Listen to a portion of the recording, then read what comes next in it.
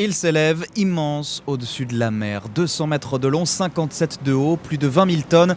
Bienvenue à bord du PHA Mistral. Une silhouette grise au-dessus de laquelle tournoient jusqu'à 6 hélicoptères à la fois au-dessus du pont d'envol.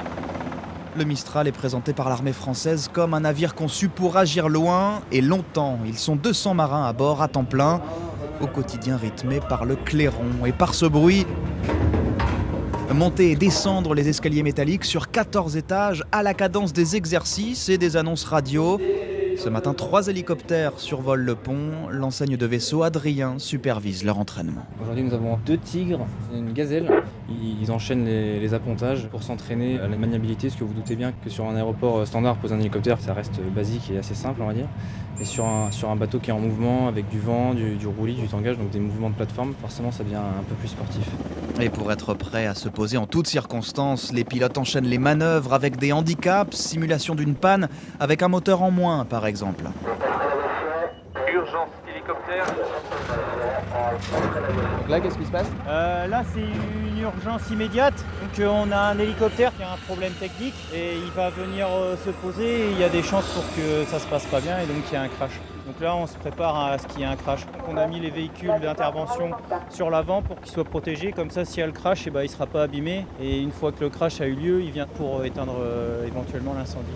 Le DDL, il s'agit d'un exercice. Un exercice mené de concert avec l'armée de l'air et ses pilotes pour préparer au mieux la coordination entre les armées, indispensable lors des missions menées ensemble. Le Mistral a par exemple été déployé au large de la Libye en 2011 pour servir de base au déclenchement de frappes aériennes.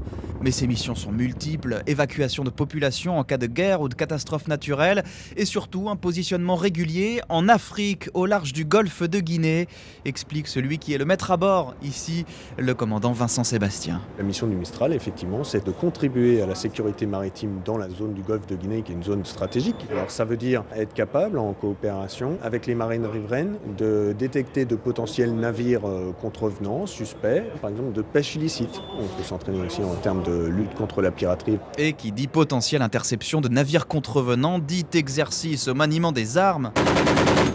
De chaque côté du pont d'envol, le Mistral est équipé, entre autres, de 2 mitrailleuses, gilet pare-balles sur le dos et casque sur la tête. C'est l'enseigne de vaisseau Thomas, l'artilleur du navire, qui est aux commandes ce matin. On va réaliser une simulation de tir de police. Donc c'est un tir qui nous permet en cas réel d'arraisonner un bâtiment qu'on suspecte de mener des trafics illégaux. Lorsqu'on va tenter de l'interroger, il se peut qu'il refuse de s'arrêter. Donc c'est des tirs qui vont avoir vocation à l'intimider dans un premier temps. Et on peut réaliser à la fin un tir au but si jamais la piste refuse toujours de s'arrêter. Aujourd'hui, les cibles sont des ballons de couleur rouge lancés à l'eau à plus de 200 mètres de distance. Directeur, vous faites de paramanœuvrer.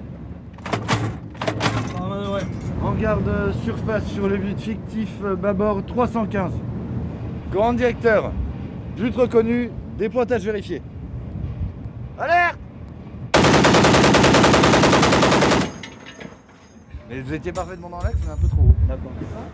Pendant ce temps, dans les coursives, l'ambiance est plus feutrée. Ceux dont c'est le tour de ménage passent le balai en musique pour se motiver.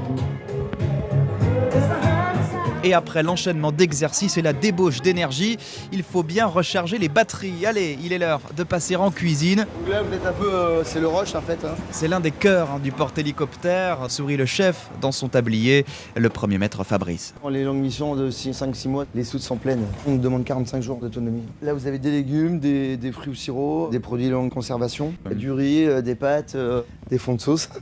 Et là, en fait, c'est la zone préparation chaude. La boulangère en activité. Bonjour. Donc elle produit du pain pour le midi, le soir, les sandwichs, etc.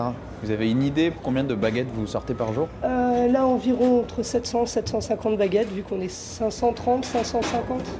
Là, vous avez les menus.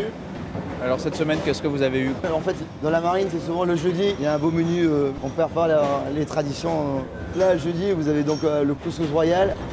On a des menus régime aussi, pour les gens qui sont un peu en surpoids. C'est vrai ? Ouais.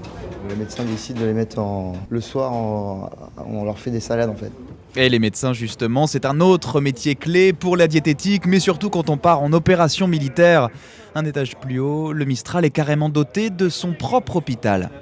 suis le premier maître Léa, infirmière sur le PHA Mistral. Un hôpital équivalent, nous explique l'infirmière Léa, à celui d'une ville de 10 000 habitants. Donc ici, on va trouver un laboratoire, un cabinet dentaire, donc une grande soute à pharmacien. C'est vraiment là qu'on stocke tous nos médicaments. En autonomie, on est capable de tenir toute une mission qui dure 5 mois. Donc là, on arrive dans la salle de réanimation. Donc là, on a 7 lits, des lits d'urgence. Et cette salle donne sur 2 blocs opératoires.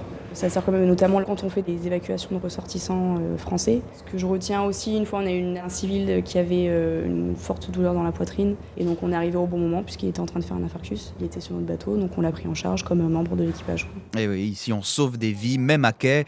Et pendant que l'on poursuit la visite, les exercices eux aussi ont repris. Embarquement et débarquement cet après-midi de blindés de l'armée de terre. Le Mistral peut en accueillir jusqu'à 110 dans ses hangars. Et quand la journée semble sur le point de se terminer à 17h, ça n'est pas encore le cas.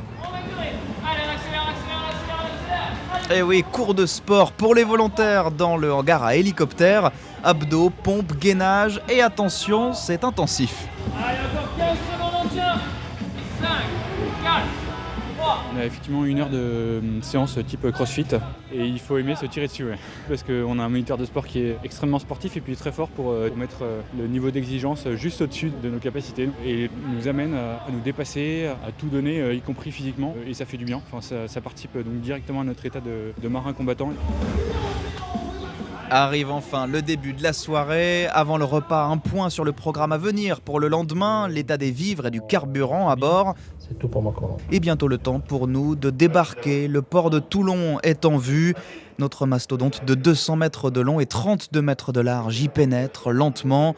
Silence et concentration dans la passerelle autour du commandant. Je prends la manœuvre. 0 là-bas. 0 là-bas. 2 machines stop. 2 machines stop.